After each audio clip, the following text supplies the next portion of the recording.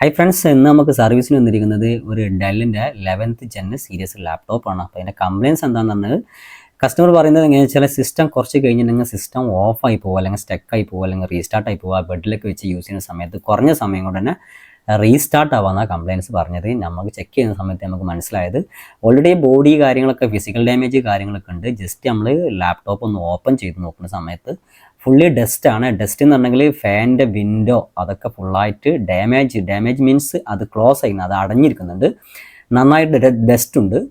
അങ്ങനെയാണ് ഇപ്പോൾ പ്രസൻറ്റിൽ കാണിക്കുന്നത്. അപ്പോൾ നമ്മളെന്ത് ജസ്റ്റ് ആയിട്ട് എടുത്തിട്ട് ഒന്ന് ക്ലീൻ ചെയ്തു, ഫുള്ളായിട്ട് റീഅസംബിൾ ചെയ്തു, പിന്നെ തെർമൽ പേസ്റ്റ് കാര്യങ്ങൾ കംപ്ലീറ്റ് സാധനം സെറ്റ് ചെയ്തു. അതിനുശേഷം സിസ്റ്റം നമ്മളൊന്ന് എടുത്തിട്ട് നോക്കുന്ന സമയത്ത് നമുക്ക് മനസ്സിലായത് സിസ്റ്റം പ്രോപ്പറായിട്ട് വർക്ക് ചെയ്യുന്നുണ്ട്. സിസ്റ്റം നമ്മൾ സ്പോഞ്ചുള്ള സ്ഥലത്തൊക്കെ വെച്ചിട്ട് ഒന്ന് ബെഡിലൊക്കെ വെക്കണമായി തന്നെ ഡീപ്പായിട്ട് ഫുള്ള വിൻഡോ ക്ലോസ് ചെയ്ത് നോക്കുന്ന സമയത്തും സിസ്റ്റം പ്രോപ്പർ വർക്കിംഗ് ആണ്. Okay, thank you.